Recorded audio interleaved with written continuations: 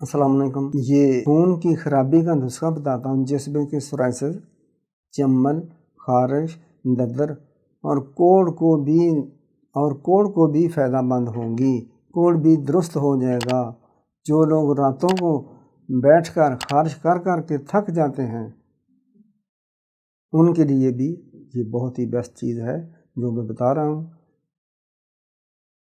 تو یہ تھوڑا سا سبسکرائب کر دیا کریں، لائک کریں، شیئر کریں۔ تو نسخہ کچھ اس طرح ہے۔ حسب معمول سستا ہوگا، آسان ہوگا۔ یہ صرف لگانے کے لیے ہے۔ لگانے سے ہی اتنی ساری امراض، ڈیزیزز ختم ہو جائیں گی۔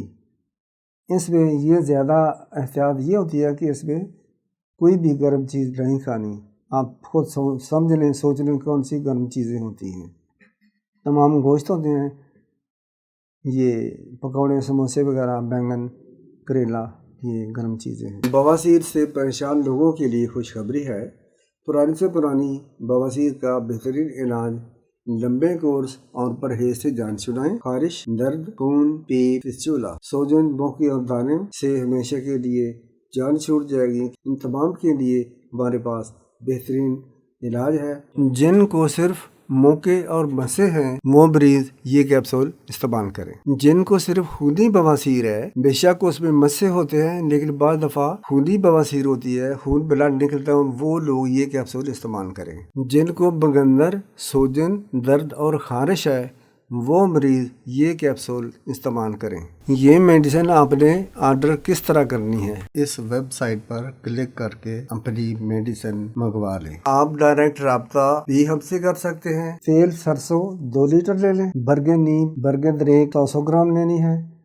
جل نیم 200 گرام لینی ہے۔ کافور 10 ٹکیاں، سلفر 50 گرام، 7 لیمو 10 گرام، 7 پودینہ 5 گرام، اجوائن دیسی یہ 10 گرام، کالی زیری 50 گرام۔ گرائنڈ کرنے والی چیزوں کو آپ نے گرائنڈ کر لیں، پیس لیں۔ خصوصاً گندک جس کو سلفر کہتے ہیں یہ بہت ہی باریک کرنی پڑے گی۔ جب تک کہ اس کی رڑک ختم نہ ہو اس کو پیستے رہیں گندک کو۔ اب ان تمام چیزوں کو کسی 4 تہہ والے کپڑے میں ڈال کر باندھ کر 2 کلو تیل سرسوں میں رکھ دیں برتن میں۔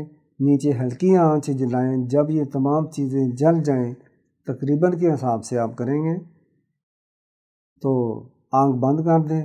جب آئل ٹھنڈا ہونے لگے اس پوٹلی کو باہر نکال لیں، ضائع کر دیں کسی ایسی جگہ جہاں یہ کتے بلے نہ کھائیں، ڈسٹ بن میں۔ تو اب اس آئل کو، تیل کو آپ نے سنبھال کے رکھنا ہے۔ جس جگہ پر بھی آپ کا مرض ہے سکن پر آپ لگائیں گے، ہلکی مالش کر کے، یعنی کہ مالش کا مطلب ہے کہ یہ جو میں کہہ رہا ہوں اس کو ہلکے طریقے سے آپ نے مالش کر رہا ہے صبح کو اور شام کو، صبح کو اور شام کو، یا ایک دفعہ ہی لگا لیں، صرف رات کو لگا لیں۔ اگر آپ کی کوئی مجبوری ہے تو آنکھوں کے اندر کے سوا ہر جگہ اس کو لگائیں۔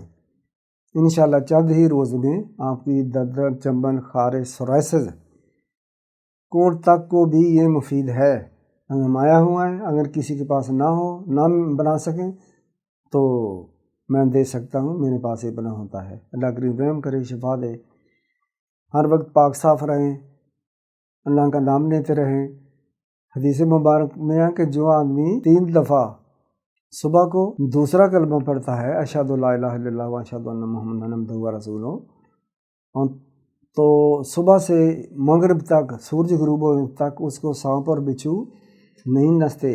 اور اگر اس نے 3 دفعہ سورج غروب ہونے کے بعد پڑھ لیا، صبح سورج نکلنے سے پہلے تک، یہ دونوں موذی، ایذا دینے والے، نقصان دینے والے، تڑپا دینے والے دونوں یہ جو جانور ہیں یا حشرات ہیں، سانپ اور بچھو اس کو نقصان نہیں پہنچاتے۔ اس کا یہ کچھ تھوڑا سا بریف میں بتاتا ہوں کہ جب حضرت نوح علیہ السلام نے کشتی مبارک بنائی تو اس کی 3 منزلیں تھیں۔ ایک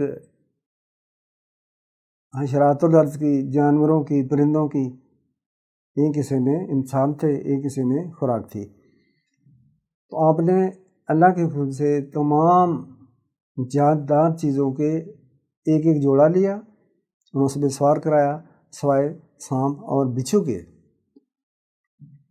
تو یہ دونوں عرض گزار ہوئے کہ یا رسول اللہ، آپ نے ہمیں اپنی کشتی پہ سوار نہیں کیا، تو آپ نے فرمایا کہ تم لوگوں کو ایذا پہنچاتے ہو، وہاں بھی ایذا پہنچاؤ گے۔